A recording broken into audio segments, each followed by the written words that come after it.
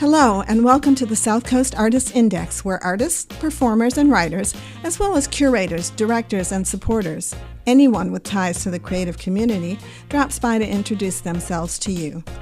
We'll talk about their beginnings, their vision, their passion, and so much more. The South Coast Artist Index podcast is brought to you in part by Heavenly Spirits, who invites you to celebrate the art of life and creative communities everywhere. Learn more at heavenlyspirits.com. Hi, this is Ron Fortier with another episode of the In Focus podcast, brought to you by the South Coast Artists Index, which is sponsored by Heavenly Spirits. Thank you very much. And today's guest is someone that we've been trying to schedule back and forth, craziness of times. And then, they get put on the forget list. And then, they forgot that they were forgotten, and it just gets crazy. So as per usual, I'm going to ask them to introduce themselves and spell their names. Okay. My name is Michael Walden, Michael Walden, N, like the pond, I guess. Or books.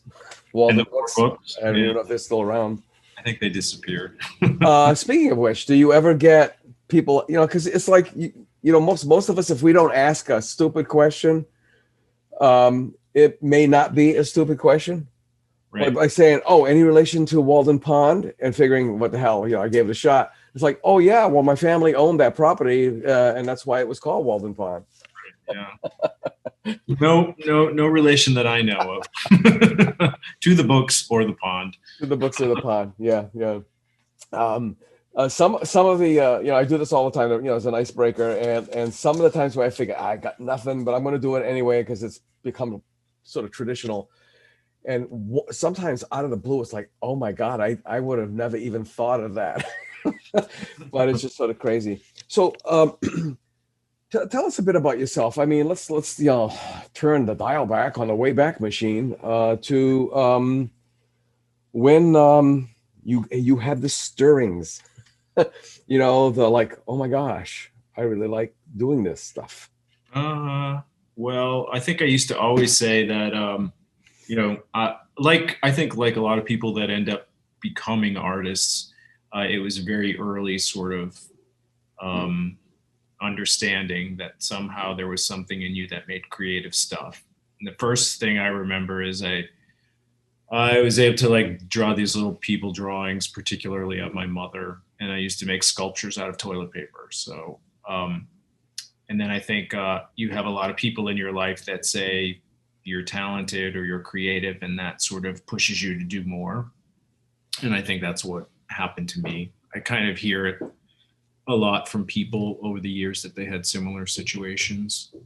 What might be a little different in my upbringing is that my dad had to work in Europe for a little while when I was in the second grade. And I think that inspired in me a lot of interest in art and architecture at sort of an earlier level. Did you move over there with him? Yeah, we lived there for about a year. Probably not a full year. What part? Oddly enough, he was bringing computers to London. So he worked for a company called Honeywell, and so we moved there and lived there for a while, which was pretty interesting.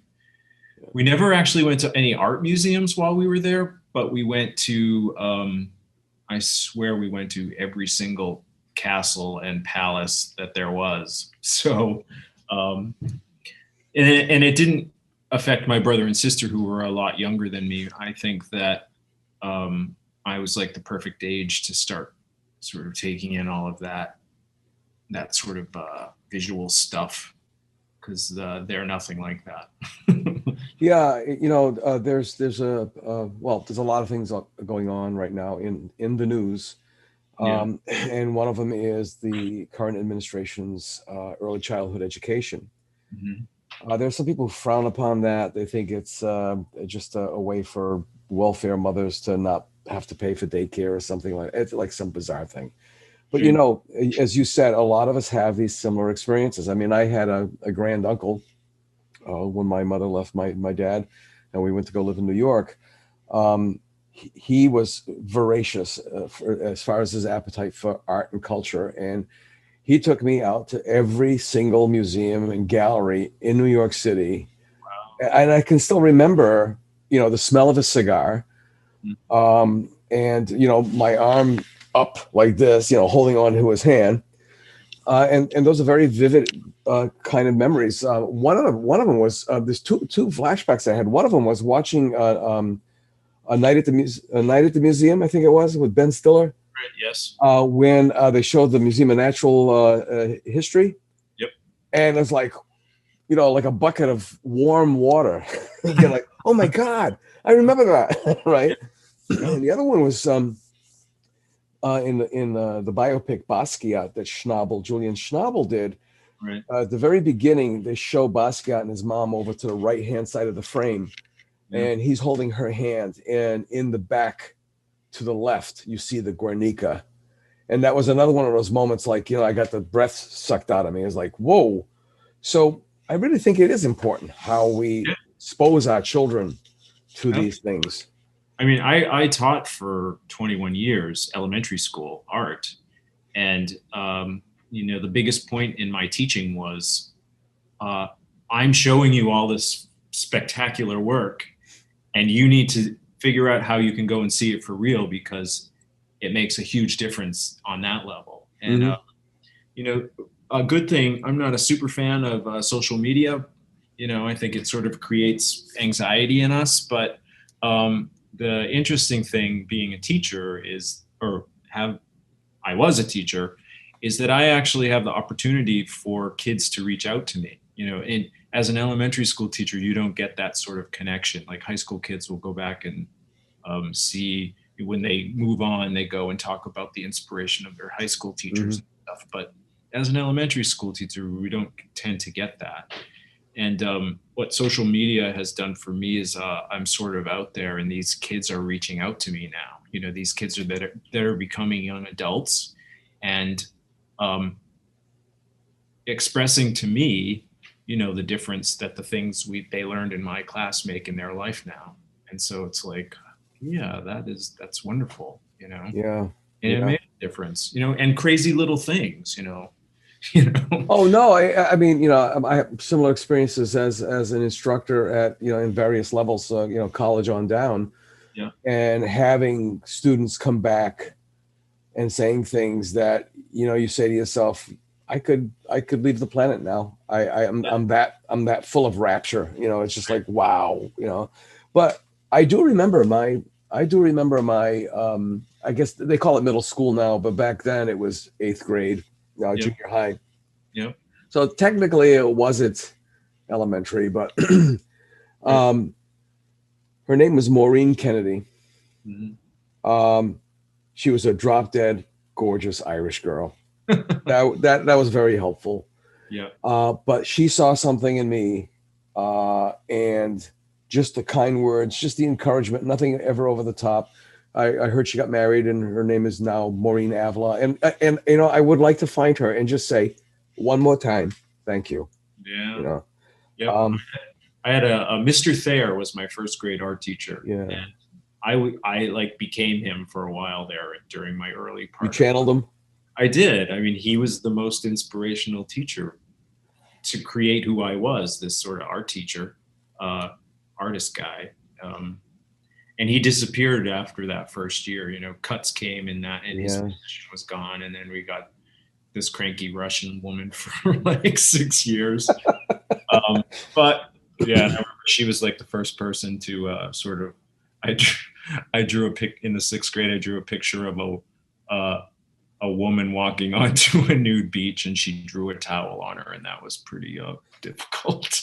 I probably shouldn't have been doing that, but well, it's like anything else in our lives, But I was a pretty good teacher. I'm not going to say I was an excellent teacher. That's not for me to say, but I thought it was pretty good.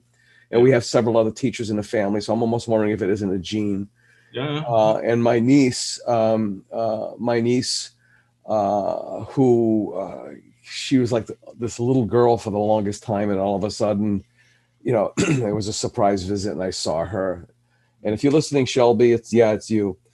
And I just saw that sparkle in her eyes. That's the thing that I always wanted to see in my students. And she's become she's a science a teacher, biology teacher. Yep. And she really pushes the envelope. And I told her, I said, we stand on the shoulders of our teachers, and hopefully our students will stand on our shoulders. So that Indian or Hindu concept of the animals all piled on top of one another, there's got to be some sort of a similar type of correlation in philosophy. Absolutely. Yeah. Yeah. So what school system were you in? I taught in the Worcester Public Schools. Okay. Yeah. I started in 1996, and then 21 years later, actually we moved down to the South Coast, and then I sort of commuted for 3 years up there, which was pretty tough. Yeah. That kind of took the life out of the teaching when I was, it had nothing to do with the kids. It had to do with the fact that I started thinking at 12 o'clock, oh my God, I need to get on the road, or it's going to be torture driving through Providence. And who knows with that Braga Bridge. Oh yeah. Or going through Attleboro. What's wrong with these people? And it's like this weird kind of a thing, because it's like the Rhode Island driver personality is nothing like the Boston driver personality. And maybe it may be biased, but let me tell you, at least with the Boston driver personality, you can somewhat guess what they're going to do next. Yes. With the Rhode Island personality, you have it's like squirrels. It's like, boom, boom. What? Why did he do that? Yes. Absolutely. Yeah. I mean, why did I see this guy as a speck in my rearview mirror? And then all of a sudden I see him roaring down the slow lane, okay, to take an exit. It's like, you really have to take the exit that quickly? I mean, it's just... there is definitely a difference. I think it starts at 24 and then works its way down. It's like free for all.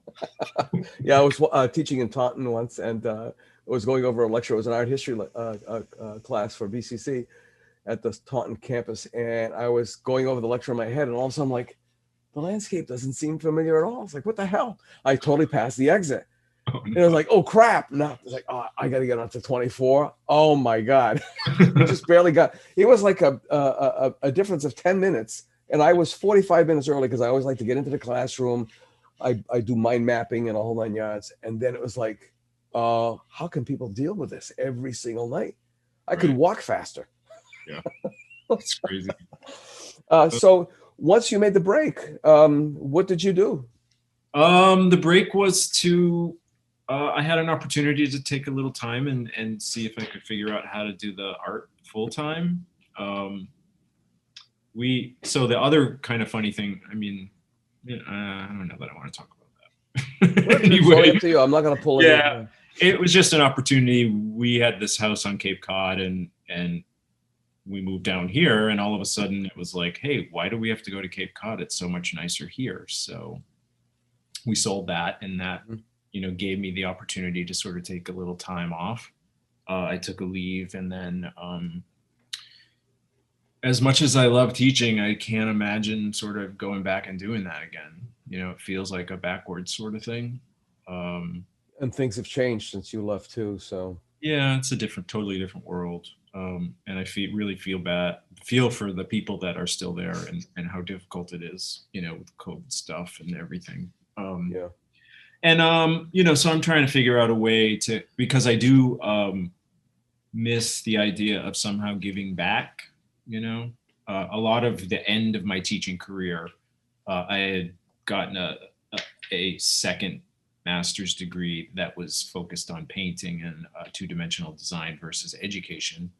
And the focus of my teaching was about how art makes a difference in the world, and that we need to sort of use that voice to get our opinions and feelings out there.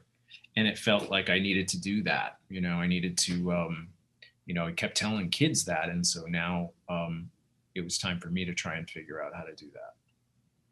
Yeah, no, Yeah. that makes sense. If you It's want hard. to, It's not an easy thing to do. this is a plug for the Dartmouth Cultural Center. If you're looking to do some face-to-face or online or hybrid instructing for you name the age level, Yeah.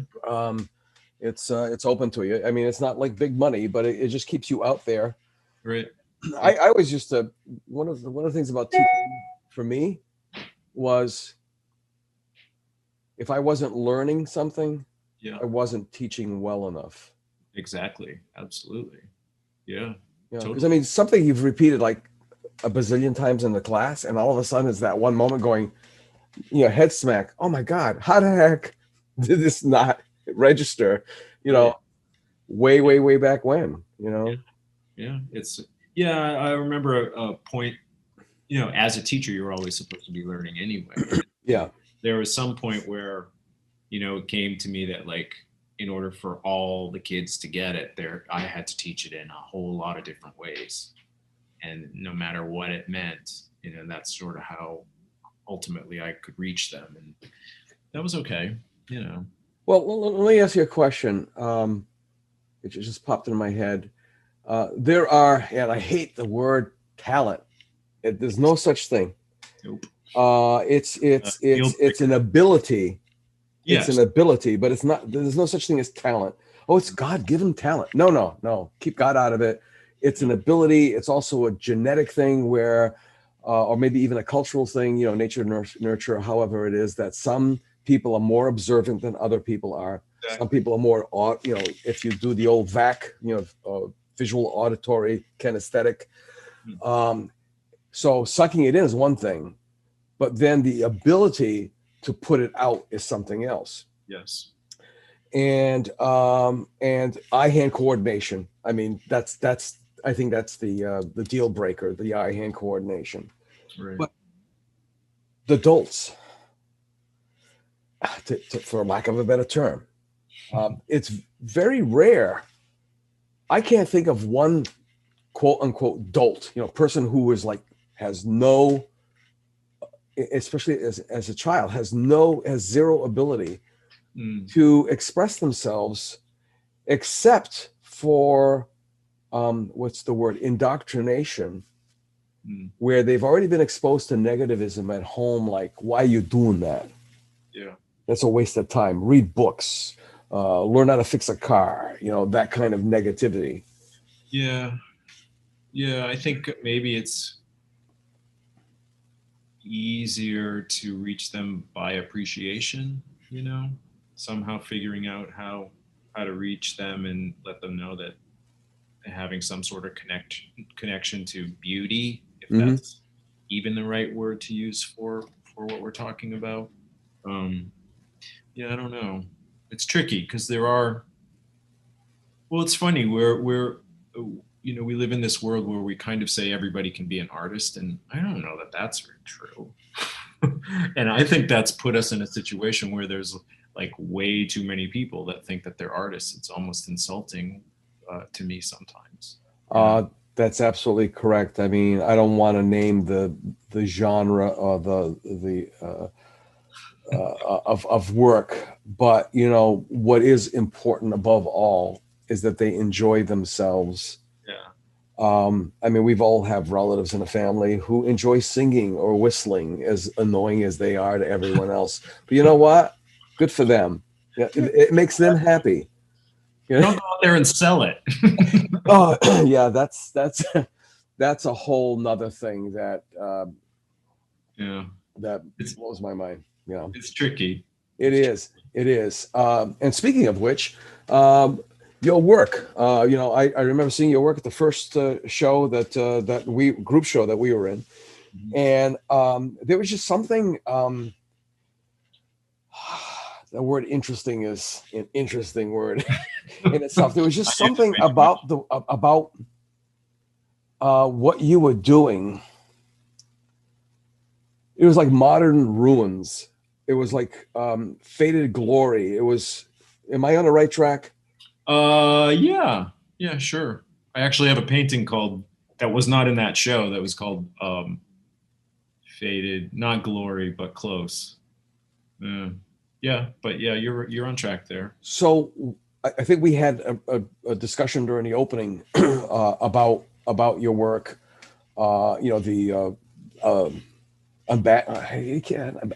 Unused swimming pools or abandoned swimming pools or abandoned properties, but not in a sense where a lot of other artists, photographers, I know several of which go into these, insane asylums or prisons or public properties that are just all falling apart. And there's this eerie spirit, sometimes horror thing going on. But with your work, it was more of a post-apocalyptic popped into my head before I was going to say what I was going to say. But this thing about an after the fact, it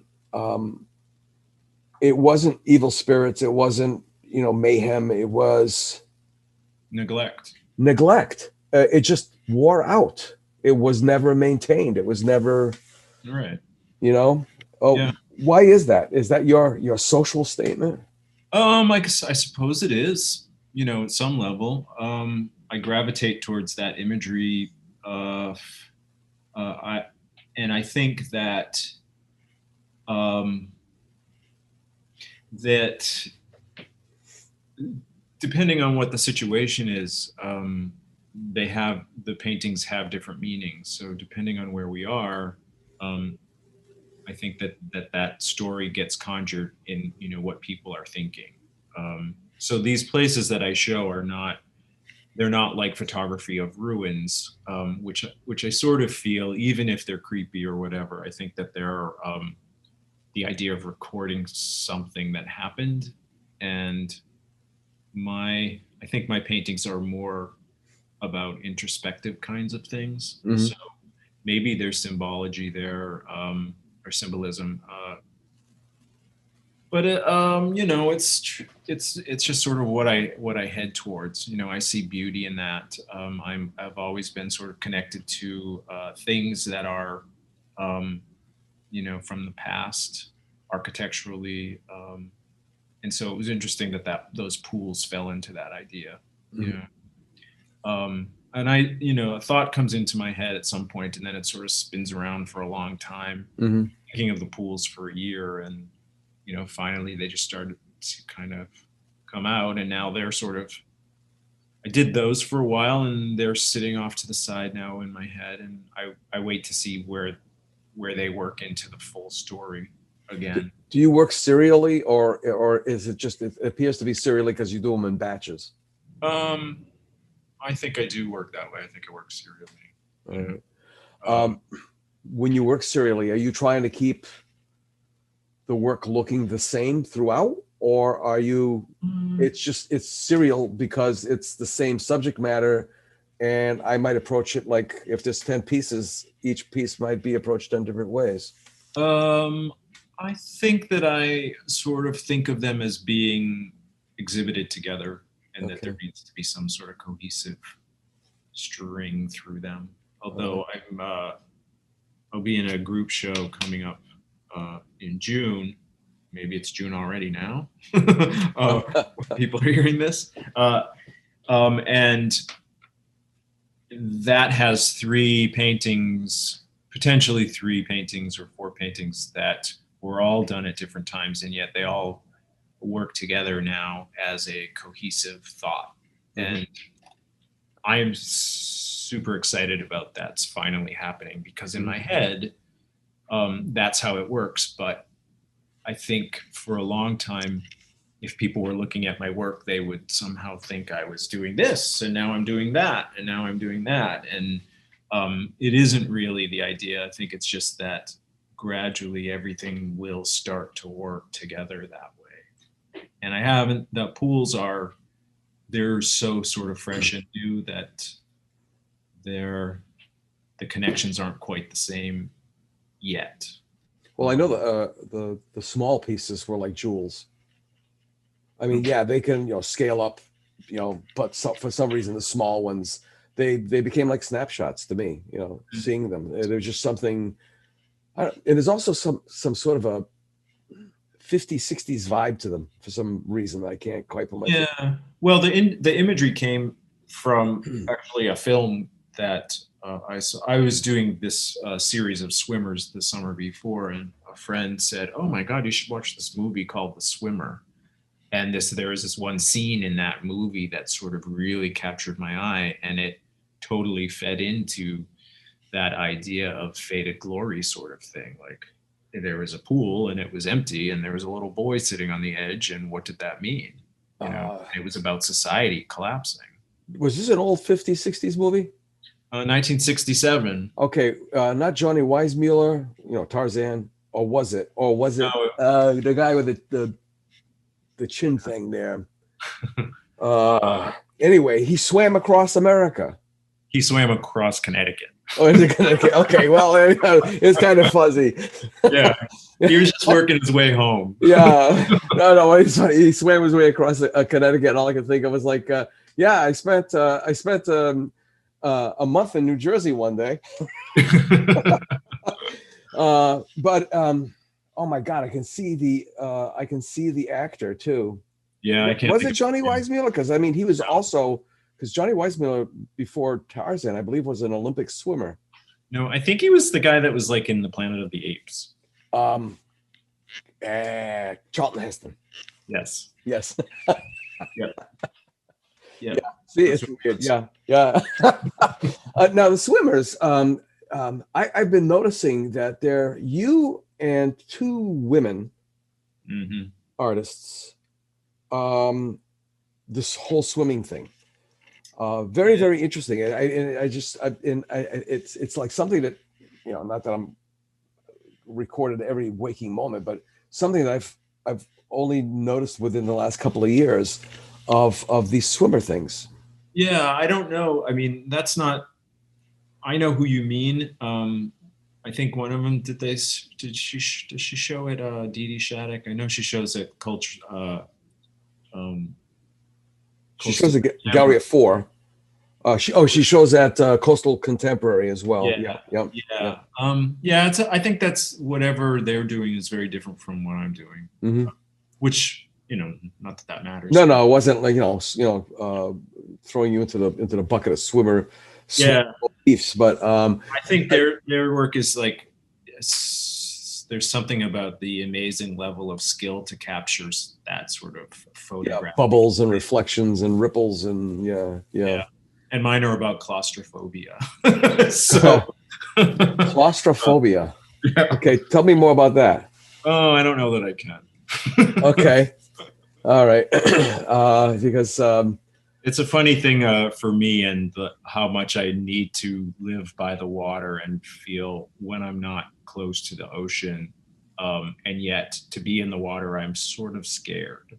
I don't know what that is. No, that's interesting, because I remember when I went to the University of Miami, I felt claustrophobic there, believe it or not, because I had no access to the water. Yeah. I mean, in order to get to the water, I mean, you really had to try. It was like bizarre. Anything in Miami. Yeah. I mean, Miami's like the size of Miami is like the size of Bristol County or something, for God's sakes. I remember there's a litter of kittens that we had to bring to the Animal Rescue League. And they said, oh, yes, in the northwest section. I was like, okay. 2 hours later, we're still in traffic trying to drive there, right? It's like, what the hell? It's a funny place. Yeah. I was pickpocketed there at a nightclub. Were you? Yeah. I was, people are like, oh, why did you ever leave? Bugs, humidity, heat. Yeah. Oh, and did I mention crime? Because when I was there, not the entire, but more than half of the police force were indicted for drug trafficking. So. I'm surprised. Yeah, it was kind of bizarre. So that's kind of interesting about that claustrophobic sort of thing, because a lot of people don't really understand it. I know when I lived in Portugal, the only weirdness of it is that all the water was on the left instead of being on the right, like I'm so used to here.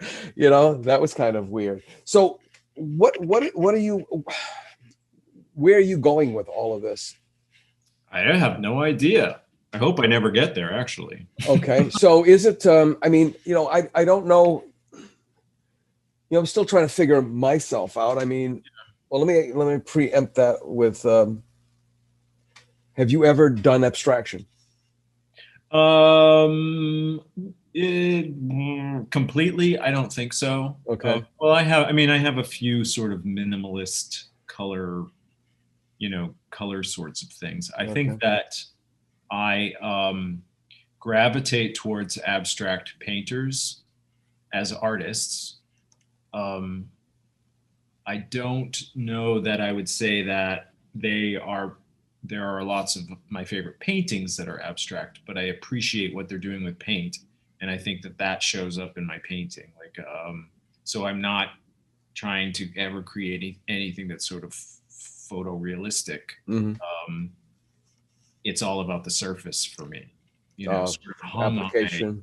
a narrative of some sort. Okay. But I think that I really appreciate what abstract painters do with the surface, but I don't know that I can get there. I think it would. I was headed that way before uh, that second M.F.A. program. I had been doing these sort of um, happy Provincetown landscapes that people liked, and I Oh, and like Paul Padula and Butch McCarthy. yeah, The big flat shapes, basically. yes, Yeah. and then they were gradually headed towards sort of Richard Diebenkorn-esque sort of paintings, Hmm. and then grad school hit, and I was sort of wanted to avoid an audience that liked my paintings because it reminded them of their vacations. Not that there's anything wrong with Yeah, I that. know what you mean. I was looking for something deeper, Yeah. um, and I wanted there to be more of some sort of message or narrative in the work. So, All right. so then I went back more towards uh, figurative painting. So every once in a while, I mean, that's the tricky thing. Like I do a lot of social media stuff, and I learned that I have to really be careful with um, showing details because all of a sudden people think that I'm an abstract painter, and and I'm like, nope, I'm not. Nope, that's just a moment in the painting that I'm really excited about. Well, abstraction is actually the foundation of realism, Yeah, because if you squint your eyes, or you take off your glasses, or you put on glasses that belong to somebody else, that's when you see it all break down into its major components. And yeah, basically it is almost strictly visual. This well, I don't want to get into the whole emotional thing about about it, but yeah. um, um, last night I was at a gallery opening for Kat Knudsen, her macro show at the um, the co collaborative center, Where's that? gosh, downtown New Bedford on Union Street. Okay. Oh, right. Yeah, and beautiful work. I mean, she's a really adept painter, and several conversations were going on at the same time, and I think also too the energy level, since with a bit of abatement of COVID, more people being vaccinated, the energy level is like unbelievable. It's like kids first day of kindergarten. They're bouncing off the walls. And one of the painters was talking about, they had been a figurative painter for most of their career, and they tried to go into abstraction, and it was like they just couldn't get a handle on it, and they said it was too complicated. Mm. And here I am, a dyed-in-the-wool abstractionist who made a move over to figurative, narrative, pretty horrible subject matter, and it wasn't difficult to change over because there's drawing involved, and most people like, you can't draw because you're an abstractionist. But there was drawing involved, but there was narrative. The composition composition is composition, but now when you have symbolic elements, they're just not squiggles and shapes and such. And then there's a level of storytelling, and with that emotion, it took I was able to, at one point, my dream was like, just get me a pallet of large canvases, bring it in on a forklift, and I could just fill those things up, just keep banging them out one after another, because it wasn't about hubris. It was about some sort of mathematical, some sort of whatever it was in my head that helped me. It was therapy. Yeah. But when I went over to the narrative that I was forced to leave by my thesis instructor, a thesis advisor at the University of Miami, because I was very much attracted to people stuck in dilemmas, rock in a hard place kind of a situation. Yeah. And they asked you to leave that? Huh? They asked you to leave it? Yeah, because he was a former Marine drill instructor. Can you imagine a Marine drill instructor artist? That's kind of a printmaker. But anyway, and he's like, well, you got in here on your abstract stuff, and that's where you stay in. I was like, okay, yes, Joe Sargent. Crazy.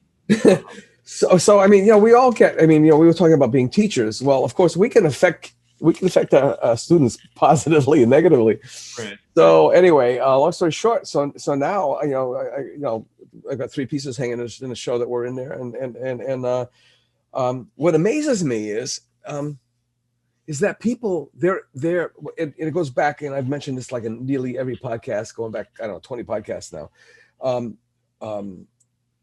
Ernst Gombrich, who wrote The Story of Art, the famous art historian. He also wrote Art and Illusion and Notes on a Hobby Horse, I think it is, or Notations on a Hobby Horse.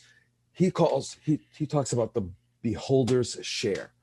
So here you've got your painting of it's from the looking from the bottom of the pool, so to speak, or watching a swimmer going up. You can see their stomach and their arms extended and so on and so forth. Right. Could you tell me, rather than me prattling on, can you tell me what responses you've gotten to just that one particular piece? And are they the same, or are they like all over the board? Well, I think that they're all over the board. I mean, it was interesting to me. I did a little talk 2 years ago when I first showed the swimmer paintings, 2 Septembers ago, I think. And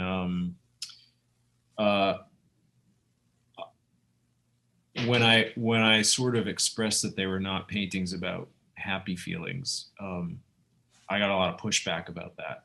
And that was only because I think of the color, because the colors are vibrant and, blue, bright blue, some pooly sort of color, which also ended up happening with the Empty Pool series. So it was crazy to me that people didn't realize that these were sort of darker ideas behind them, and that was a bit of a challenge for me to understand, and that may have pushed me further with the pools because it was more obvious that way, I guess. Yeah. It is kind of weird, isn't it? Because I mean, my new series. I mean, people are like, oh, it's so beautiful and blah blah. It's like, okay, there these planes are bombing these houses, with fire bombs. I mean, and they're just like enthralled by the color. Yeah, it's sort of people miss the point. I mean, anytime I sort of feel like anytime there was an art movement that was, the idea behind it was something thoughtful and meaningful and heavy, and it always ends up being about how people decide that it's pretty, and so and it's sort of inevitable that will happen. That's how people get to understand. It's like the level that they're able to understand art is right there. So when you're doing something that's, for me, I mean, I don't have a huge I don't sell tons of work. But that's okay. I feel fortunate that I'm able to still do the work that I want to do. But I'm painting for me. I'm not painting for anybody else. So yeah, I don't know if that answers the question at all. Well, yeah, it kind of weird does. Tangent. No, it kind of does, and that's what's great about conversations. I mean, they're not scripted. Yeah. You know, my wife, who's a graphic designer by trade, Hmm. she prefers to be an illustrator and a surface designer. That's her passion. But Yeah. graphic design is what pays the bills. Yeah. And she, you know, in my frustrations about not being able to sell, because, you know, it's like, okay, I'm in my semi-retirement, and selling work is not about validation. It's about income, plain simple, end of story. Yeah. And she said, well, you really only have one choice of two things. And it's either A, your painting is going to sustain you, or B, it's going to support you, Yeah. because you can't have both. You're going to have to pick one. It's true. I think most cases anyway. Yeah. I don't, I was just talking to, I mean, I get to talk to lots of art people because of, I think because of the situation that we're all, you Mhm. know, socially distant. I found that I managed to talk to people a lot this way, you know, Mhm. through online meeting stuff. And I don't know where I was going with this, but we do sort of,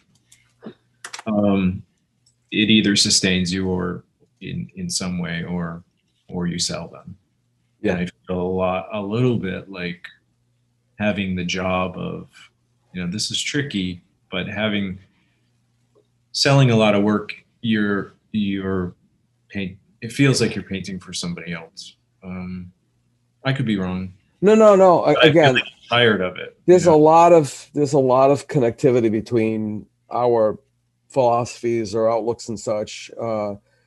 The three pieces that I have in the current show at Gallery of Four, the SCA South Coast Artists Invitational Show, is the first public, you know, tangible showing. In other words, it's work hung on walls, not something you see on the screen.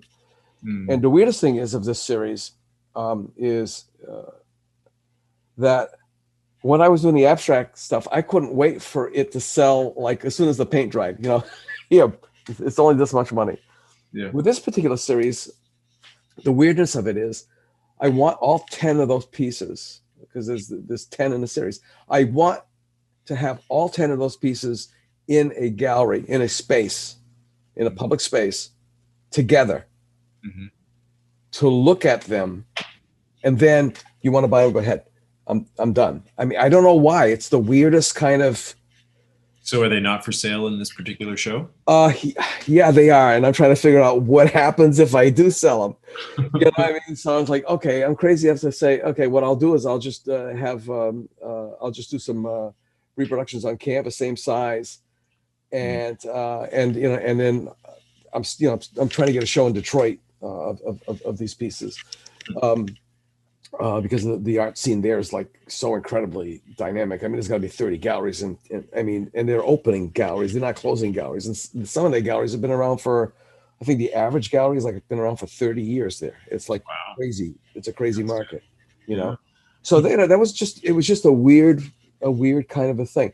I'm gonna go back to something else that you said when we talked about claustrophobia, not seeing or being next to the ocean, and then at the same time being afraid of it.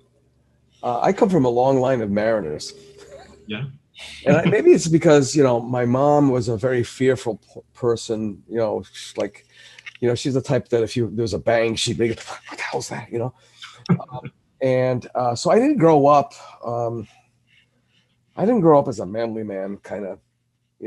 My younger brother grew up with my dad, and my dad was a Canadian lumberjack. So he's more physical. That's where my family comes from. Really? Yeah. Yeah. Yep. I mean, my dad was before chainsaws. So, but this idea of the ocean, I don't know. But then doing my abstract work, the calligraphy came about as back in the day. Even doing abstract work, you were like expected to sketch, do preparatory work for it, which I've always found bizarre, that you're going to make a sketch and then you're going to paint the sketch. You know what I mean? Yeah. You're gonna paint it didn't make any sense. So anyway, that's how it went, because I was doing Alberto Buris with stitchery and such, and the stitching was now represented as calligraphy in the drawings. And my cousin in Canada told me that there was a series, a genealogy series of the first families of Canada. He says, guess what? We're one of them. The Fortiers are one of them. Le Forestier. Because we're Le Forestier dit Fortier. They changed their name. A lot of the French changed their names when they came to New France. So it's like, okay, so our direct ancestor, the progenitor, Antoine, was a merchant mariner. And they did a reenactment, and he's screaming at his kids about tidy deck lines and stuff. And it's like, well, I know where the screaming gene comes from.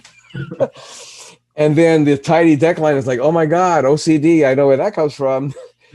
And then the irony of it all is he got his foot fouled in the anchor line, and he went to the bottom of the St. Lawrence, and they did the reenactment. And this is brief, like 2 seconds of almost like one of your paintings, but he's going down, and he's going down the rope that got pulled because of gravity and buoyancy, which is contradictory to each other. You could see the line, the buoyant line, as part of my calligraphy. It was like, and the horizon line was always like a key thing that was like buried in my head. The horizon line, rising and lowering, and I was like, oh my God! Wow, there you go. The drowning thing. Yeah. Like, holy shit! I mean, you can't make this stuff up. You know? Right. What part of Canada? Montreal, I guess. Montreal? Yeah, my grandparents were born there, and then they moved to Vermont. What's the name? Rondo. Rondo. Okay. And I'm not sure. I mean, Walden is Welsh, but my father's side of the family, they always said they were French too. So, and my mother actually passed away from a rare type of cancer that I guess Native Americans were only the typical people that would get this gallbladder cancer. And so there was always this sort of like, oh, there's probably a little bit of Native American in you guys. You haven't had your DNA done yet? No, I never did it. It's sort of funny. Our family no one has ever done any of that stuff. It's like, yeah, it'll be matriarchal. It's because it's mitochondrial DNA from the mother's side. Yeah. But you just really never know what's gonna crop up. And if you do 23andMe, they'll pretty much tell you what your if you have to like consent to it. They'll tell you what your probabilities are of going bald, burning in the sun because you don't tan, you burn, having earlobes that are detached versus attached to your face. I mean, there's all kinds of weird things, and also the probabilities of any diseases. Oh wow! Which is kind of interesting. The one thing they didn't pick up on, well, that's because it's my mother's side, and I got something called Dupuytren's contracture, which is actually they used to call it the Viking disease. I guess it's become more prevalent because when I got it, nobody knew what the hell it was, and now I've seen commercials for it. I'm seeing commercials and web ads for it. Yeah. And it starts off as a node or a little lump, like a little hard lump in your hand or on the sole of your foot. And then before you know it, it's fasciitis. The tendons on your fingers start to get encroached by the stuff that wraps around it, and it causes you to curl, your fingers to curl. Wow. And they say most people try to just deal with it until they get sick and tired of poking themselves in the eye, washing their face, which is why I went, But again, the whole DNA thing is kind of interesting. And even though they're Welsh and they're saying that they're French, that's a possibility because with French Huguenots, for example, when they left France, because it got really dangerous there, being Protestant, and they went over to the British Isles, the names were changed. So somehow Walden could be a bastardization of a French name. Yeah. Classic example, it has nothing to do with religion or anything like that, but one of the most famous wines in France is Haut-Brion. Yeah. Haut-Brion, spelled Hautbrion. Okay, it's like it's like to wine what Dom Perignon is to champagne. Well, with the land reclamation in the British Isles, and between the British like beating the crap out of the Scots and the Irish, there's this one family that left and went to the south of France, and their name was O'Brien. Oh, So O'Brien is actually an Irish wine. So it's like a little weird wacko things like that. You gotta pay attention to. What's on your horizon, Michael?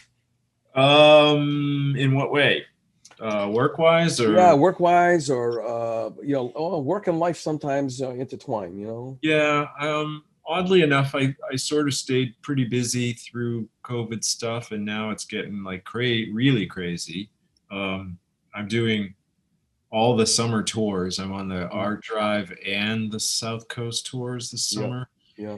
I'm in a group new member show in New York at Prince Street Gallery, and I just found out that I will be having my solo show in February. So, wow! Now that's congratulations. That's a double whammy, I guess you could say, because solo shows are almost impossible because of the economics of them. yeah, They're doing group shows because if they have 10 artists, the gallery has 10 chances of selling work. right. Whereas if they have a solo show, they got one shot at it. Yeah. Yeah. Well, this is an interesting, so there's that word again, interesting situation. It's a co-op. So basically, as a member, you're paying dues, and that's how that you maintain this gallery space. So before I decided to do that, I did a lot of research and talked to painting mentors about it, because I thought, what does the art world think about people that are part of co-ops? Because in some ways it's a vanity kind of thing, or it ends up being,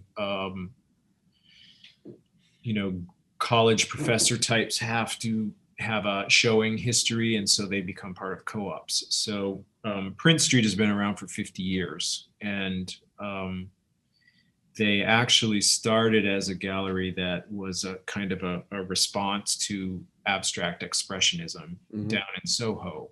And then gradually over the years, it's sort of a good mix of abstract painters and figurative painters. So I became a member just before COVID started, just before lockdown. And I was sort of thinking that, you're in the gallery for, 2.5 to 3 years, and then you get to have your solo show. And I was thinking COVID would push that to like 4 years or 5 years even, that I was paying into the membership. And 2 weeks ago we had a meeting, and nobody wants to show in February. And oddly enough, when we left, or when COVID hit, we were being evicted and we needed to find a new space. So we basically got out before the eviction was to happen. We saved our money, and then we ended up renting a new space that's even better than the old space, and our rent is half.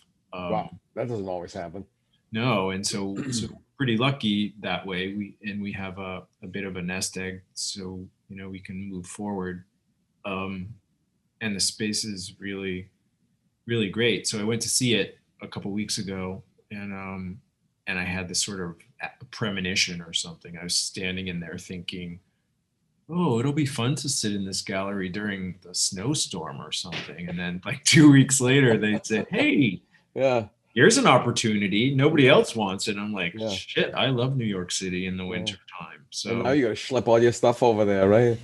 Yeah. Well, another good thing that came out of COVID is that I learned how to drive to the city. So, and I've been thinking about the show for 2 years.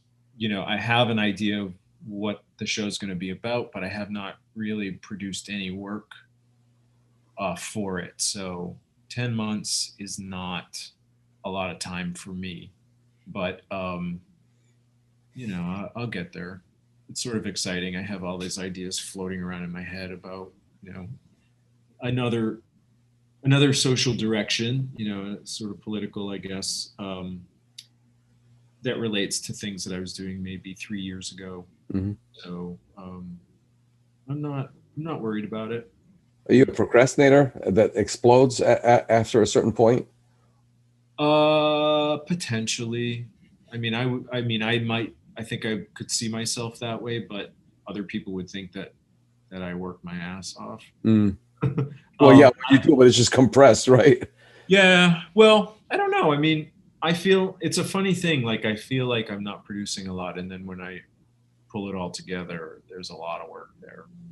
And so it felt a lot like I wasn't doing much in the last year, but the truth is, in the scheme of things, I have a lot of work for me.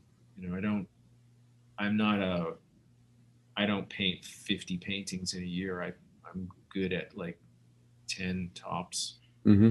So, or maybe not even that much. So, Wow. Okay. Do you paint in your head when you're not painting? yeah, absolutely. Right.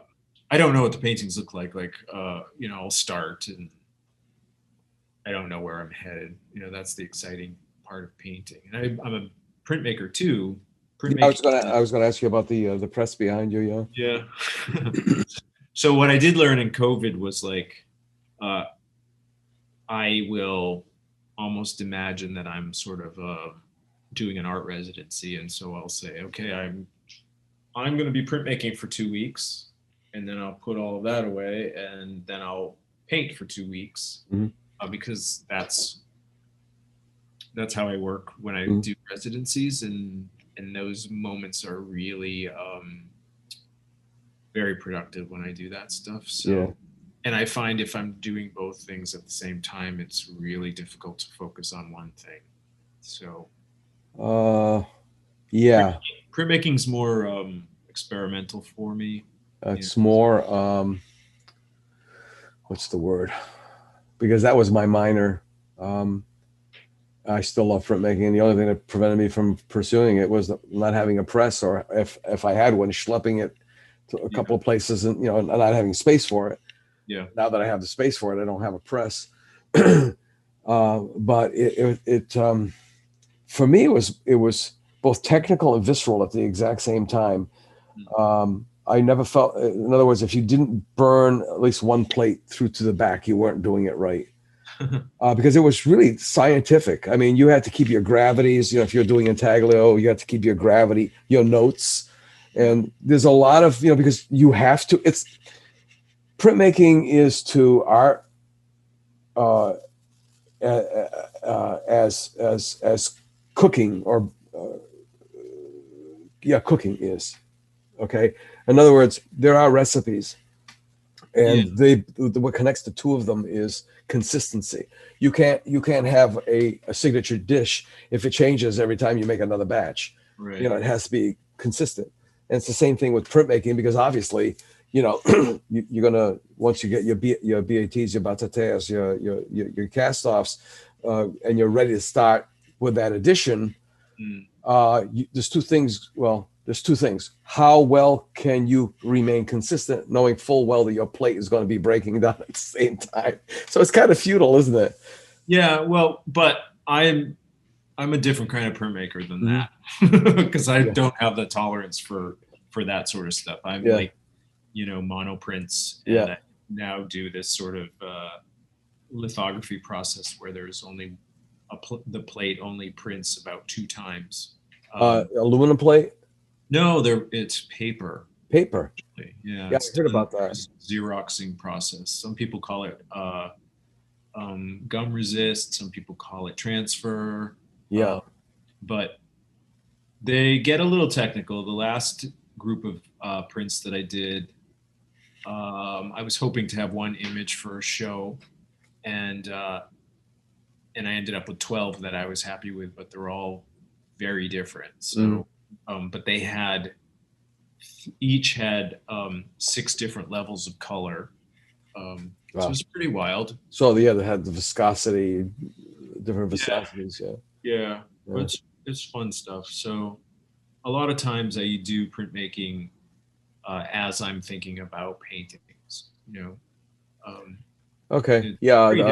Distractive thought, or whatever, or there's a word for that. You're doing one thing. Well, for me, for example, I remember when I would get I never get dry like something, like a writer's block or painter's block or anything like that. Right. It wasn't blockage. It was like crosstown traffic. I felt like a deer in the headlights. There was just, stuff was just banging at me from all different directions. Yep. Absolutely. I learned this in undergraduate school, that being OCD and a Virgo, well, I'm going to get out the broom and do something mundane and manual and then start sweeping the studio. Yeah. And in the middle of doing that, it was like, boom, drop the broom, go to the easel. There it is. It was totally from left field, We have to wrap this up. I'm going to ask you a final question from the Barbara Walter bag of wacko questions.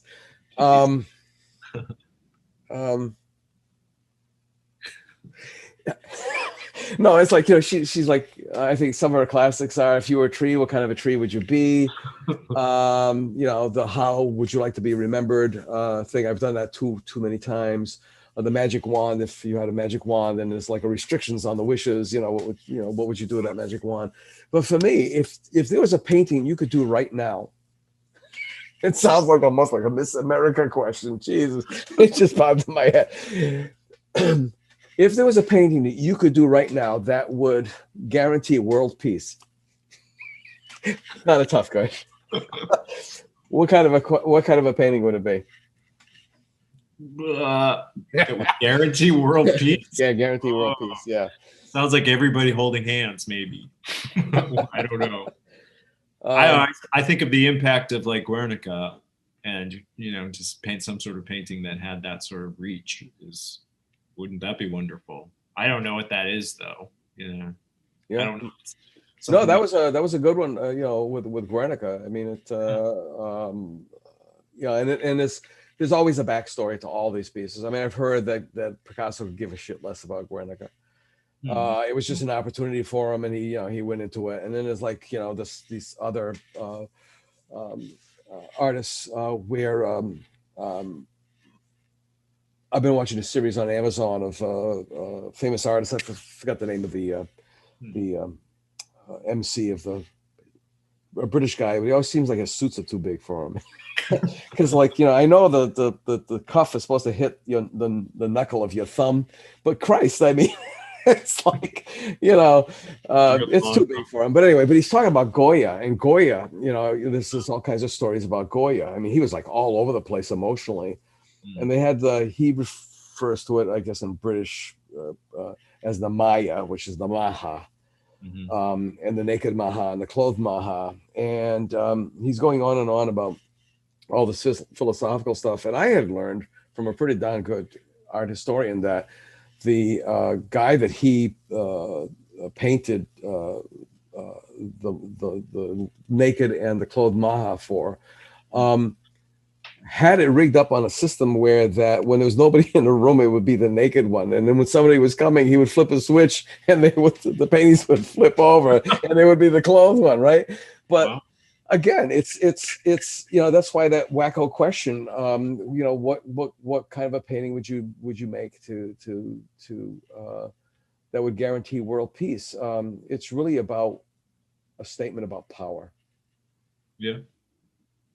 And in the case of Goya and his patron, that was about power. I mean, who else could afford to, except someone who had wealth, and that's power as well. Right. Yeah. So he painted that painting for the same person? The same person, yeah. Wow. Yeah. That's interesting. Yeah. I remember still going to see the Capriccios and the something of war. I can't remember now. Something I was just blanking out on it, but the Capriccios were. Where are they? They were at the Boston Museum. In a traveling show? Oh, they've been traveling for years. Yeah. But wow, I mean, and printmaking. I mean, the guy was a master at doing that as well. There's that great Goya drawing show right now at the Met that I haven't seen yet. Oh, really? Yeah, I keep hearing great stuff about it. Yeah, the guy was just. Yeah.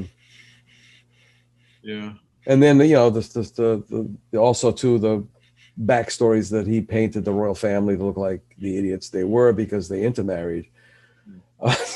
So, but again, so here you would paint a painting that was your bid for world peace and your heart of hearts, and somebody will come along and say something to you like, you know, it's totally shattering.